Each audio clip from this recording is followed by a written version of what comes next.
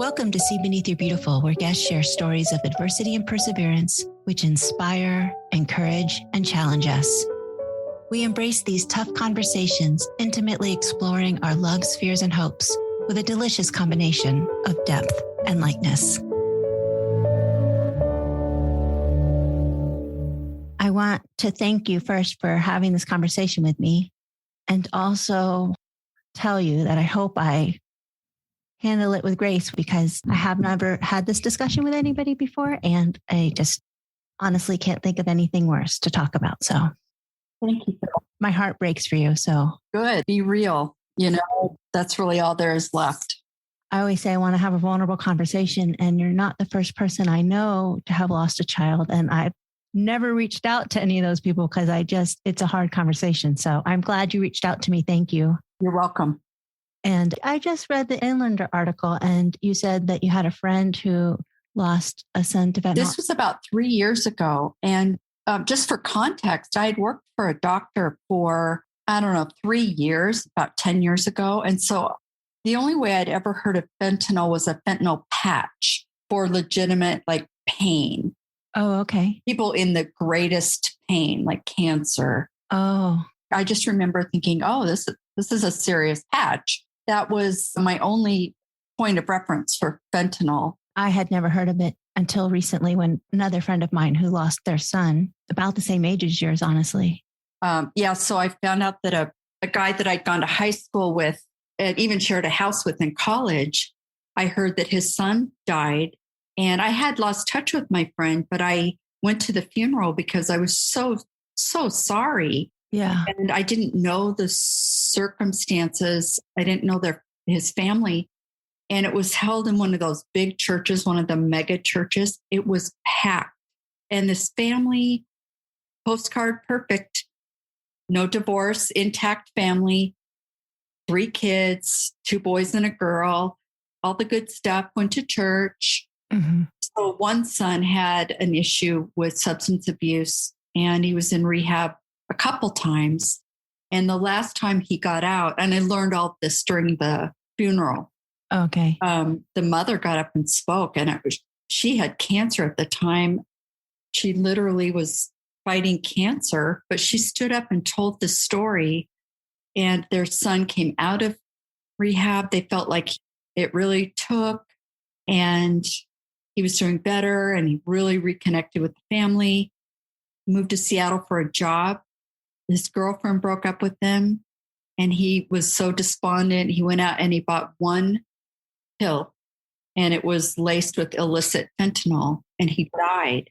And I remember sitting in that church just, horrified. Like, what is this? What is this? Yeah. My brother died of a drug overdose. As he left a drug rehab in the back of a taxi, he OD'd. My God. He died young. He was only 37, and he was 6 years older than me. And I did watch him struggle. I watched most of my older siblings actually struggle with drug addiction. And so it's been close to home anyway.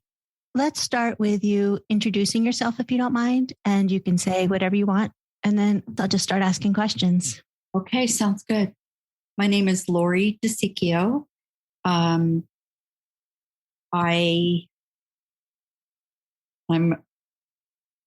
I start over? Sure.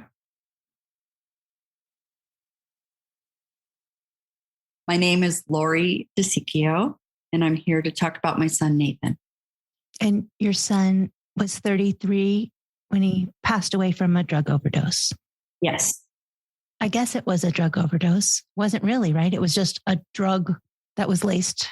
This is language that matters, and everyone does it. We're so quick to say overdose.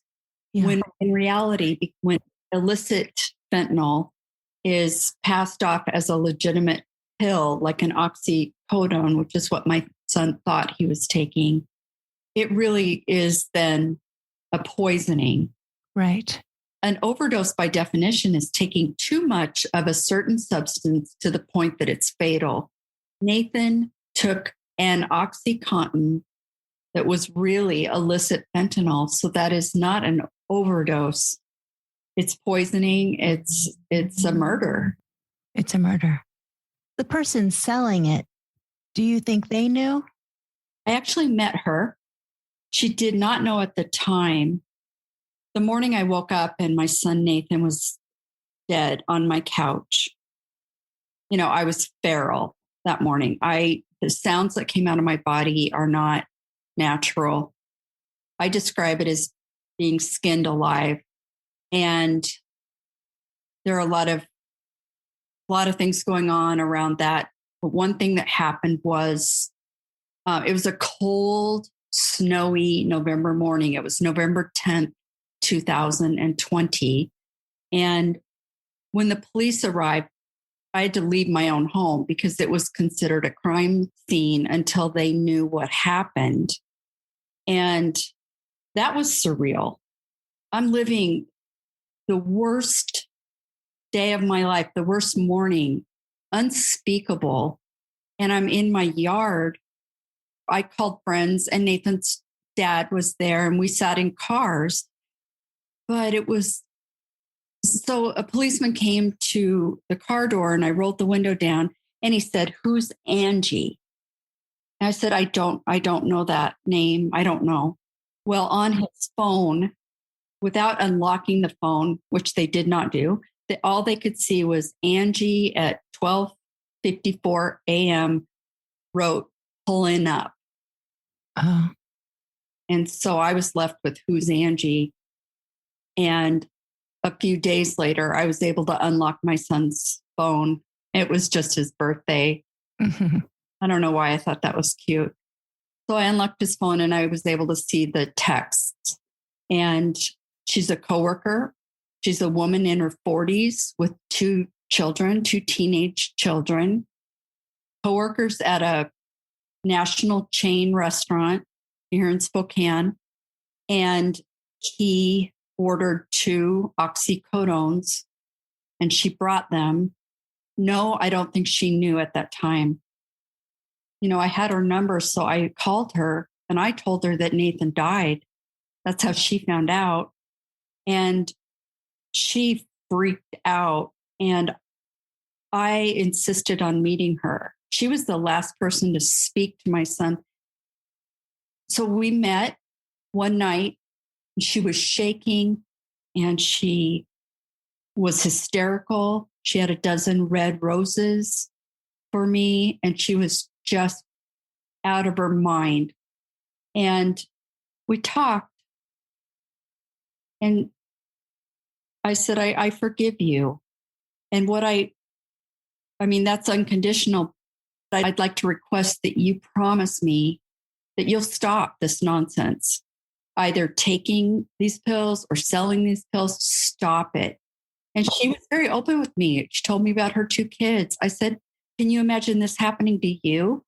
Right. Vow to me, Angie, vow to me that you will stop. And she did. And so I forgave her and she vowed. And for a few weeks, we had a very supportive relationship. And I would text her and say, have you kept your vow?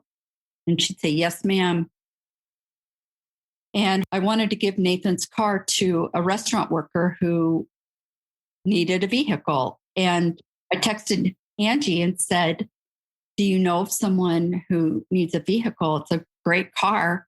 And her daughter needed a vehicle to get to work. And so I gave her, it cost me like $175 to give it to her because, all the fees and nonsense. But then the coroner called me when I was at work. He asked me to sit down and he said, your son had enough fentanyl in his system to kill 6 people. And I just crumpled to the floor. And I'd had that thought. I'd had a random thought. I remembered the funeral that I went to, and I thought, what if it's that? Right.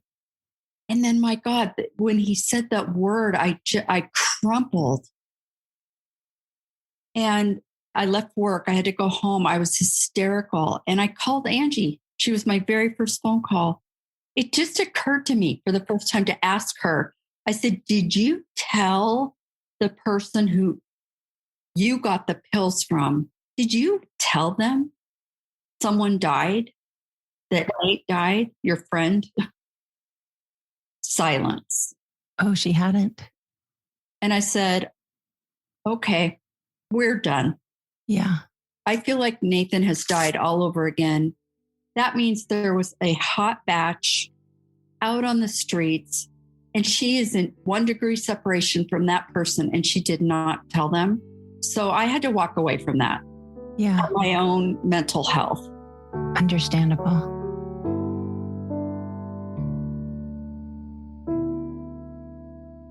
Why would somebody lace fentanyl onto a drug? Or how does that, do you know anything about that? I don't understand. I have gotten a quick PhD in all of this. First off, I worked with a couple of detectives who were pursuing the case.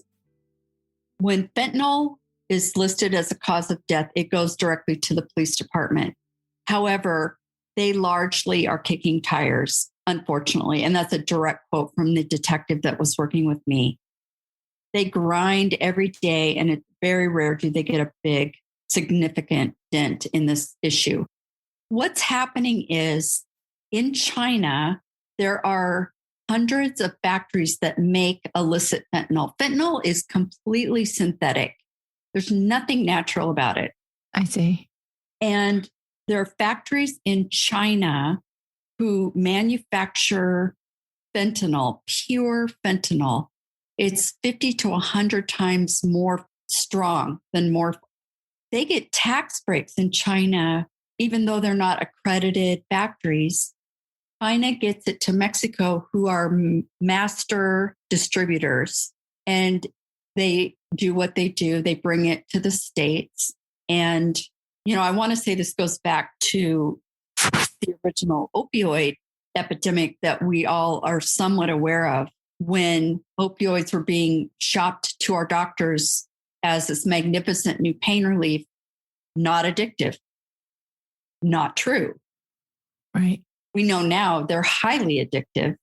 Yeah. Unfortunately, a lot of people did get addicted to opioids. The poppy seeds and all of that genuine heroin is expensive. It's more expensive to make than fentanyl. Yeah.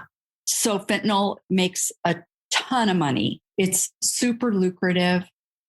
But I said to the detective, well, if it's fatal though, if a tiny amount is fatal, what kind of return customer business is this? Your customers. And he said, because there's 5 more people in line to buy it. Oh, that's sad. They don't care. Mm-hmm. There's such a need. Right. Yeah. So let's talk about the need. There's people who have a drink every night or occasionally take a pill. Or I have a girlfriend who makes, I don't know how you do it, grows and makes mushrooms. I don't know, pills of mushrooms. People do things to relax and to escape. And it doesn't make you a drug addict. It just is another form of escape. I've done a pill before. I walked into a wall, so I've only done one pill once, but I did do it. I did try it. I think I was like 18. So what do you want people to know about your son? Let's talk about Nate and his desire just to escape for the evening. First of all, I want to thank you for sharing that piece for yourself and, acknowledging that in many different forms, a lot of us are stressed. Yeah. Especially, I'm going to say, with COVID and the whole culture that we've had to adapt. We're isolated. We can't connect. We have a fundamental need to connect with other people. And we've lost a lot of that. And outside of COVID, though, people are in pain. Yeah. And they do want to relax and tune out and numb out sometimes. That does not make them an addict. And I appreciate you bringing up that point. So my boy, Nate, oh God, my beautiful boy, Nathan Williams Snow. He came into this world with drama, and he left this world with drama. But he was the most chill, funny, sweet guy. When he was in junior high, he said, Mom, I know what I'm going to be when I grow up. I said, what? He said, I'm going to be a kindergarten teacher. I said, oh, that's cool. That's awesome. Like, why? Why do you pick that? He goes, well, snacks and naps. I said, Nathan, teacher doesn't get It's a good reason, though. That was Nate in a story. Like, he would have been that kindergarten teacher that would have had his own mat, and he would have had a juice box, and he would have had a nap right there with them. He That's was awesome. a giant kid. Mm-hmm. I was 6.5 months pregnant, and I'd had a beautiful pregnancy. I was that glowing, happy pregnant chick. And I was 26 years old, and I developed a very, very severe case of toxemia or preeclampsia. So I was in a Lamaze class one night, and my kidneys shut down basically. And I ballooned up. They had to cut my clothes off me. They raced me to Sacred Heart. And so when the mother goes into distress, when her kidneys fail because of a pregnancy, what they do is give the baby in utero 3 different steroid shots, and they have to be 24 hours apart for lung development for the baby. And they guesstimated that he was about 2 pounds at that point. I was about 26 weeks pregnant. And I had just gotten the 3rd steroid injection, and I went into distress. Mm-hmm. And really, both of our lives were on the line for a few days. Nathan was so he was born at 2 pounds, 4 ounces. Wow. And he was in the neonatal nursery for exactly 2 months. Wow. He came home on the day that was thought to be his birthday, my due date. Mm-hmm. He came home at 4.5 pounds, and, no one would hold him but me. He was just having a preemie like that is something else. I mean, you had to have 5 blankets to feel like you were even holding something. Unbelievably tiny. And he did really well. They told me in the hospital he had cerebral palsy because of brain bleeds because of the birth, but he did not. I took him to an occupational therapist 3 times a week for 2 years. Wonderful woman. And at the end of those 3 years, she gave me her official synopsis. She said that he had fine motor and large motor issues. And there's something developmental with his brain, but not cerebral palsy, no real diagnosis. Mm-hmm. But I noticed in kindergarten, already he was just not, he was so happy. And the thing about Nate is he's extremely smart, mm-hmm. very intelligent kid, but not in school. Mm-hmm. Never, ever did well in school. And I volunteered until he went into 7th grade. I'd spend my lunch hour going to Roosevelt Elementary and volunteering in the classroom. So I got to know the teacher. What were they learning? How could I help him with his homework? And every year was just painful. So he struggled. And I know it was hard on his self-esteem. I know he was teased. Mm-hmm. He went to special math class, and it's brutal. Yeah. He just was his own person. And he really got into skateboards in 7th grade and that skateboarding culture. And he had a lot of friends. He played soccer and he was in Boy Scouts. He did all those things when he was younger. But when he got older, it was skateboards and, mm-hmm. and girls. And he did try marijuana and beer early, like 12. And I didn't know about that until much, much later. Me too. I got drunk on Jack Daniels at 12. I cut up Dexatrim and took Dexatrim because it was supposed to be like speed at 12. I started smoking pot at 12. I mean, that's normal kid behavior. Right. Experimenting is what I mean. Experimenting. Yeah. I have a theory, and I have no proof of this except a mother's intuition. And I was a fierce mama. I think he was self-medicating. I think that whatever was going on with his brain and not succeeding in school, I think when he was using substances, he felt better. Yeah. He felt comfortable in his own skin. I can totally see that. Yeah. It does loosen you up, does make you more comfortable, more easy. The world doesn't seem as stressful. Right. Yeah. I grew up very differently. My parents were missionaries and I lived in South America. And so I didn't try alcohol till I was 19. Oh, okay. Because I was at a boarding school and there was no opportunity. And I was like a super square kid.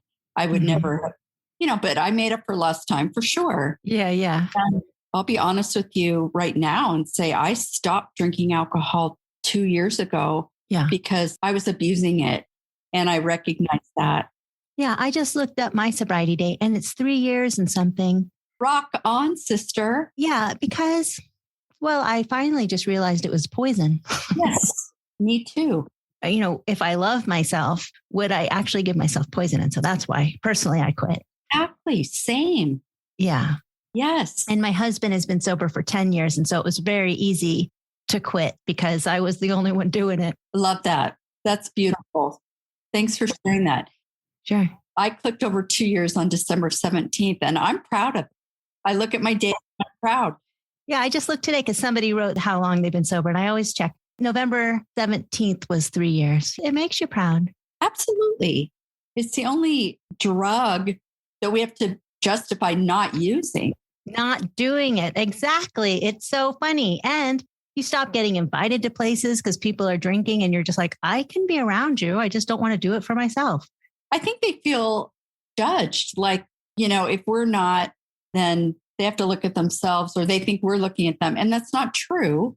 Well, I did talk to somebody who is a recovering alcoholic of 10 years. And he said, that's what they think. And he said, but actually it was true in the beginning that he was judging them. So that was really funny because, you want to say, I don't judge you. You could do whatever you want, but maybe there's an underlying something. You're just like, why are you poisoning yourself? So I might be judgmental. So maybe don't invite me. I don't know. They're lost. They're lost. One of the things I've really enjoyed besides no hangovers and no headaches is being 100% present. Yes. Really living my life and being there for it. Yes. I have younger daughters. I have a 26 and 22-year-old. And one of them in particular, when they drink to excess. Mm-hmm. And they know they're going to lose the next day, which is mind-boggling to me at this age and where I'm at right now. I'm not saying I was never there because I certainly was, but just it's pretty sad that we're willing to go that far to escape. Yes. With this mind, I can see that now.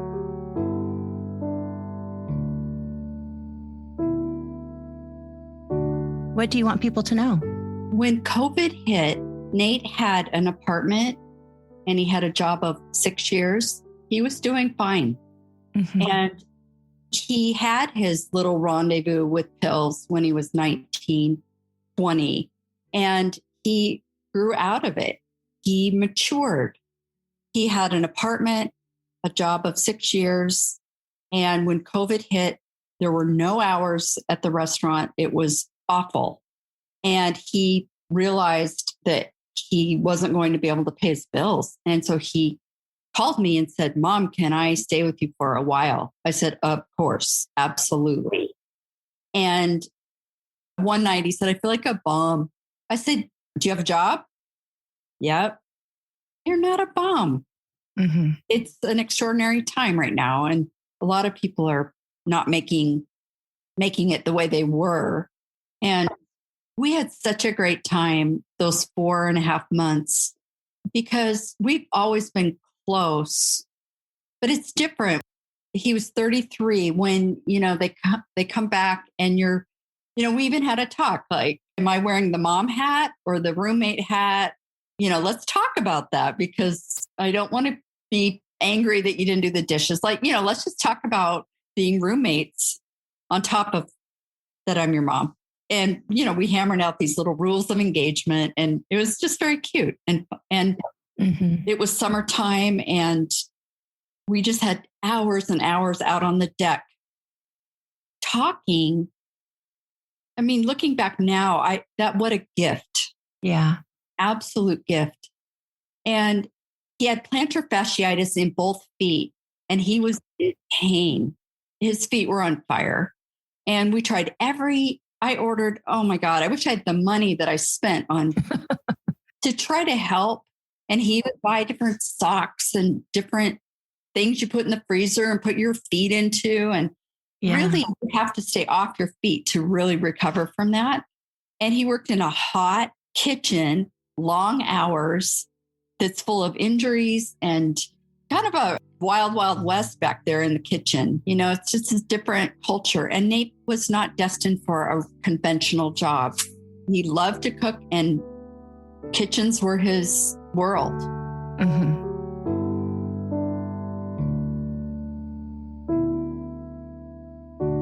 So he had 4 days off. On November 8th, he came home so excited. 4 paid days off. Like in restaurant world, that's winning the lottery. Yeah. He was referring to himself in the third person. Oh, vacation Nate is going to, whatever. And I would say something, oh, vacation Nate doesn't hear you. Like, oh my God, vacation Nate is annoying. We were planning a big seafood dinner on November 10th. So November 9th, I went to bed. I love to go to bed early and read. And I was in bed reading, and he kept popping in. Like he was in such a good mood because he was vacation Nate. And he kept popping into my bedroom like, are you making the scallops or am I? Do you want lobster in the mashed potatoes or not? I'm like, oh my God. And we were laughing. It was funny. And he said, what time are we going to the store? I said, I was thinking about 10. Like, so early? Vacation Nate doesn't like that. Oh, Mom, live on the wild side. What if we went at 3:00? Oh, what would happen? We were laughing so hard. And I said, go away. I love you. Go away. Mm-hmm. And it was just cute. I fell asleep to the sound of him laughing in the living room. He was watching something on TV. And I remember distinctly having such a full heart. Yeah. His laugh will always be my favorite sound in the world. And I woke up at 7:00 in the morning, and I went to make coffee.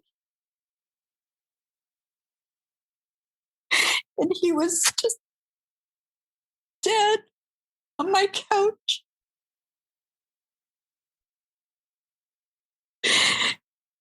And my mind could not process that.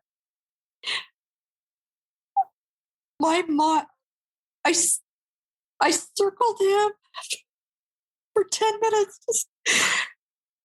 I couldn't. My mind did not want me to believe, like to know this or believe this. Mm-hmm. And I finally reached up the nerve to touch his arm. It was so cold.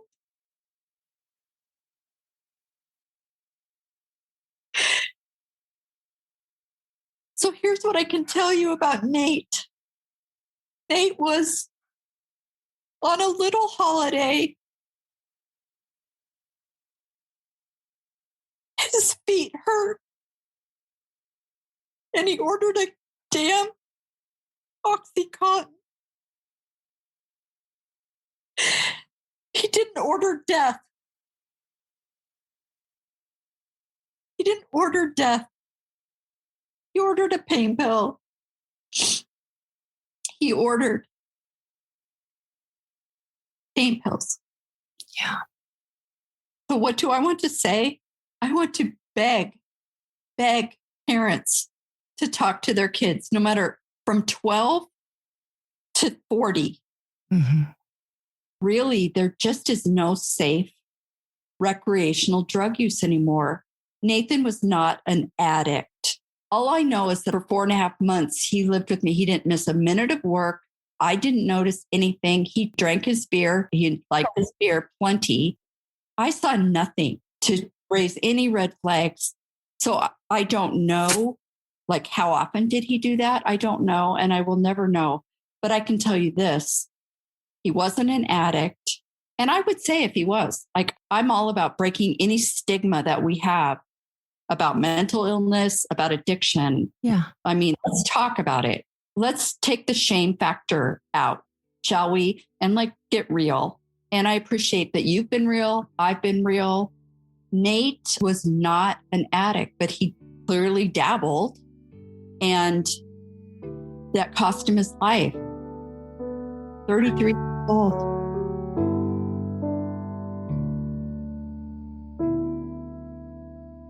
Are you so worried that people will think he's an addict? That's a great question.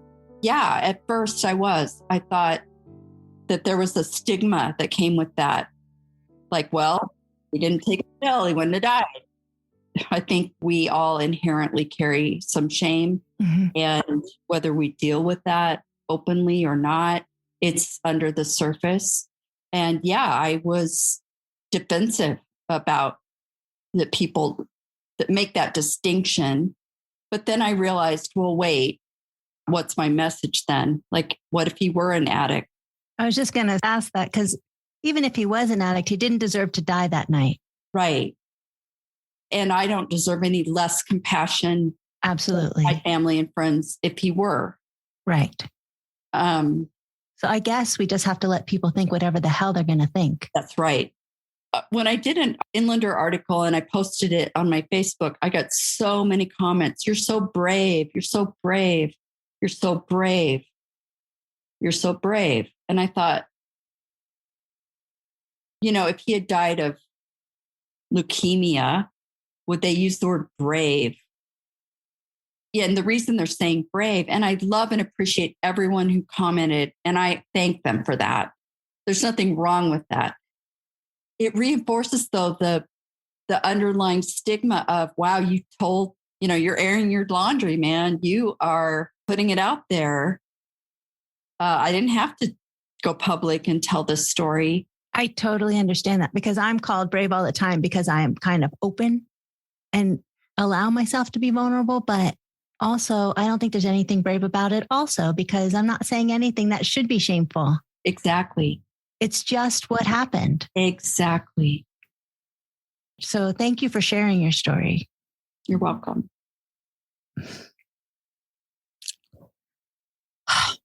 I took a grief course as a way to heal myself.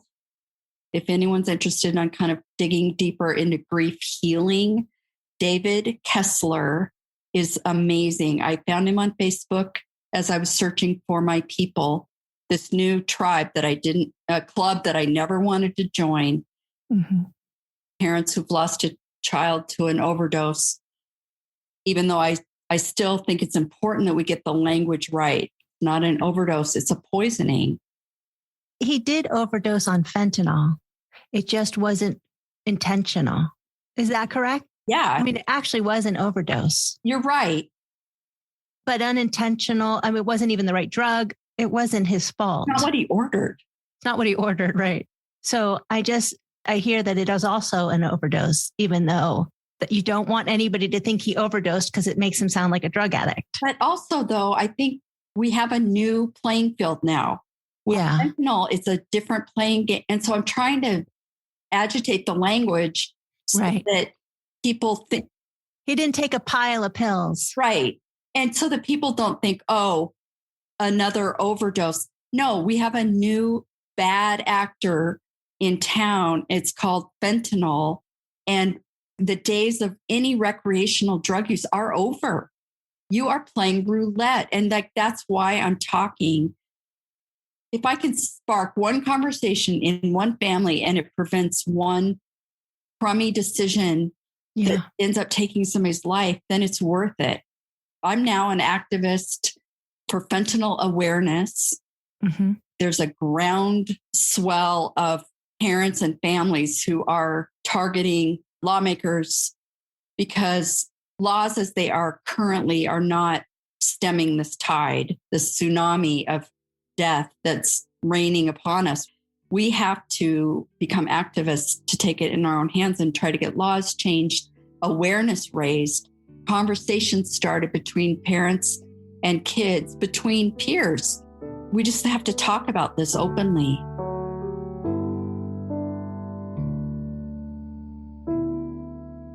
I was going to ask you how you're dealing with your grief. What are you doing like on a daily basis? What do you practice? So I learned a great deal. This course was 4 months long, and I soaked it up like a sponge. Like I didn't know where to go with my grief, and I was not grounded in my own life. And I haven't even told anybody yet, but I have a new name for my practice called grounding grief. Oh, cool. Yes. And I'm going to work with other parents. My heart belongs with this group of people. And I know how much pain I was in and how stuck I felt. And if I can help anyone else move forward, my mantra is to remember with more love than pain. Beautiful. And so that's my mantra every day. Remember Nathan with more love than pain. And realistically, it takes a while to get there. That doesn't fall in your lap. That's not a pretty boy at the end of the bar. That takes some work. You have to be willing to show up for yourself and say, okay, I have this grief that is indescribable. I am on the floor wailing, covering my head. The grief is unspeakable. I learned how to let that be, meet myself where I was at, not make myself wrong for however I was doing. And I had to eliminate a lot of things from my life that were distracting me from being able to just let those emotions wash through me. And, knowing that emotions come and go. Like think of an amazing experience. You don't keep that adrenaline forever. You've got the memories, but the adrenaline and the whole body flush and the excitement that passes. Yeah. So will grief. There's physical, psychological, mental things that happen to your body when you're in such profound grief. I believe, let it be. Accept yourself where you are. Keep being in motion. I could have curled up and not gotten out of bed. I could have decided to start drinking again. I could have done that. That it's a choice. I chose to keep moving and be curious about my grief. And I've read hundreds of books. I took that 4.5-month course. I'm in multiple groups where we talk, we compare notes, we encourage each other, we share little tips that help. So for me, I would say what mattered and made a difference is not making myself wrong, allowing the emotion. It will go through you. It will. And if you can be with it and not numb it out, you have to be in that dark place. I don't think there's a way around it. Yeah. I've met people who are very attached and stuck with their grief. And they might be attached because they think, like I did for a while, that if I really let go of my grief, like really, that I'm losing Nate again by my hand. I thought it was a little bit of a badge of honor to be grieving because that was my last significant emotional connection with him was his death. If I let that go, I'm losing him again, another loss. And then I realized actually on New Year's Eve, I was all by myself and I was just, again, giving myself time to become grounded. And I had the thought, oh my God, that's not true. And he wouldn't want that for you. No, he would not. I can hear him saying, Ma, call me Ma, Ma, go be happy. Go do your thing. Yeah. I can hear him. I had to do an exercise in my mind, in my spirit, and kind of cut the umbilical cord for a second time. Yeah. And let the attachment go to that grief.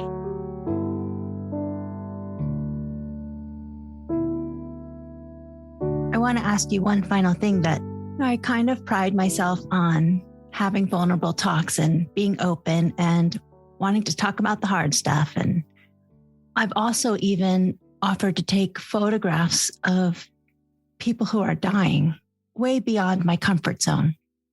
Wow. But I'm so afraid that I don't know what to say.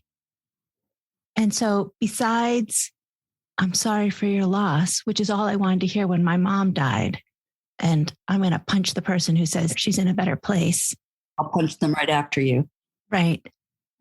What should I say? Do you want just a space to be heard? Is there a words of comfort? Is there just, I acknowledge your pain? I said to you in the beginning that I know a number of people who have lost their child, and I haven't reached out because I can't imagine a worse pain. I'm afraid I won't know what to say. I've avoided the people I love because I don't know what to say. Help me, help others not leave you alone in this. Thank you. That's the best question of all. And I've been in your shoes, the one not knowing what to say and avoiding because I didn't want to bring up the pain. I didn't want to make it worse. Right. I've come to understand through my studies and reading that we don't do grief very well here in the United States. We don't do dying very well.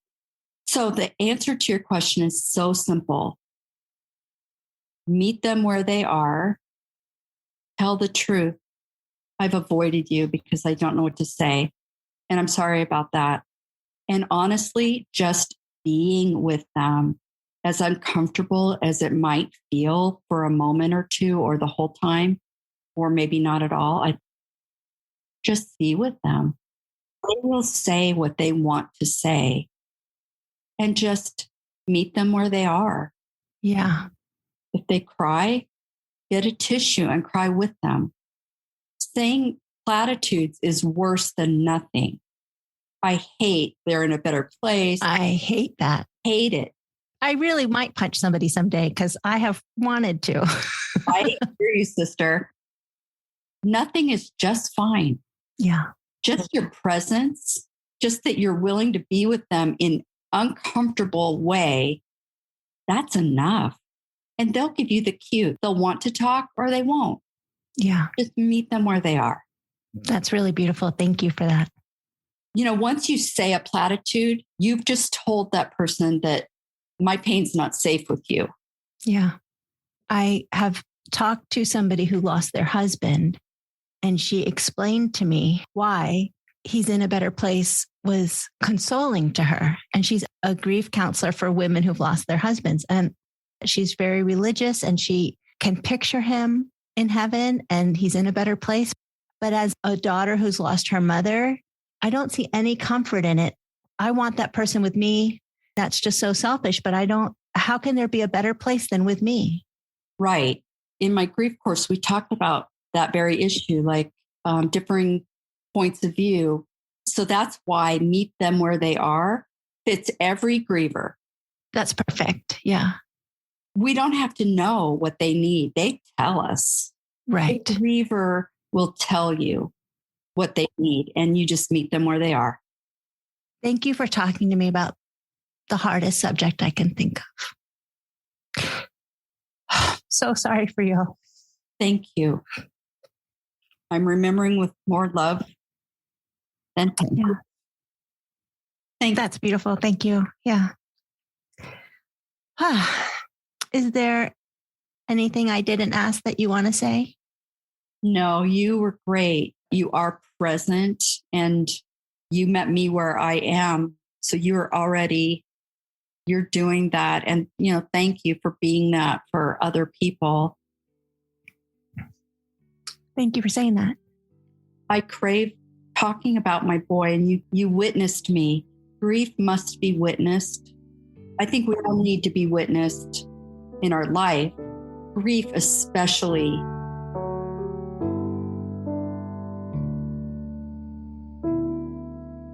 David Kessler wrote a book with Elizabeth Kubler-Ross, who wrote The 5 Stages of Grief. He wrote a book with her, and then she passed. And then he wrote a book with a 6th stage called Making Meaning, not making meaning of the death or the loss, because grief comes with any loss that we didn't ask for. Mm-hmm. Making meaning, it's me sitting here with you today. This hour is full of meaning for you, for me, hopefully people listening. Absolutely. And so that's why I want to move forward with grief support, is to keep making meaning. Beautiful. You know why I stumbled when you just had me introduce myself? Why? Because who am I without Nate? Yeah. This is my new life without my boy. And he was my only child. And, who am I without him? And I'm still figuring that out. Thank you for joining us for this week's episode of See Beneath Your Beautiful, hosted by Hara Allison. And thanks for your ratings and reviews. We'll be back next week with a new episode. Stay tuned.